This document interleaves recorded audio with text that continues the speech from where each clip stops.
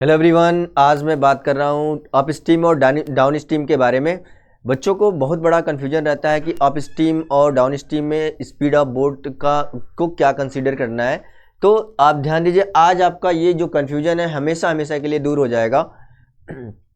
Up stream और down stream में जैसे ये बोट है और ये आपका स्ट्रीम है, स्ट्रीम का जो डायरेक्शन है वाटर फ्लो कर रहा है इस डायरेक्शन में और बोट जा रही है इसके अपोजिट डायरेक्शन में।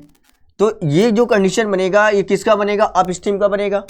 अगर वाटर इस डायरेक्शन में फ्लो कर रहा है और बोट भी इसी डायरेक्शन में जा रहा है तो जो ये कंडीशन बनेगा ये किसका बनेगा? डाउन स्ट्रीम का बनेगा।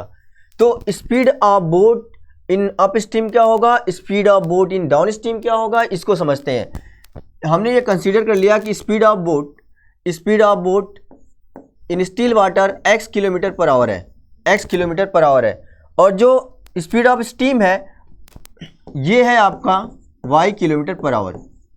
तो जो speed of boat in upstream होगा, speed of boat in upstream क्या हो जाएगा? क्योंकि आप देखेंगे वाटर जब इस डायरेक्शन में फ्लो कर रहा है और बोट इस डायरेक्शन में फ्लो कर रही है तो जो बोट की स्पीड होगी वो स्लो हो जाएगा, ऑब्वियसली स्लो होगा, क्योंकि जो वाटर इस डायरेक्शन फ्लो कर रहा है इसके अपोजिट डायरेक्शन में जब बोट जा रही है तो बोट की स्पीड स्लो हो जाएगा। स्लो कब होगा? जब ये माइनस होगा।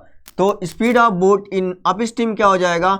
x minus y kilometre per hour, ये हो जाएगा speed of boat in upstream. और speed of boat in downstream क्या होगा?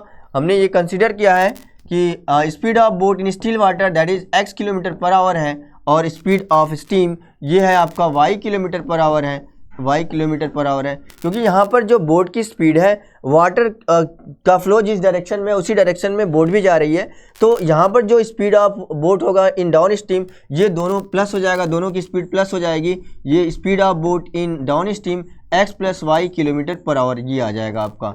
इस तरीके से हमने speed of boat upstream और डाउन स्ट्रीम को फाइंड कर लिया, समझ लिया। Okay, thank you so much everyone.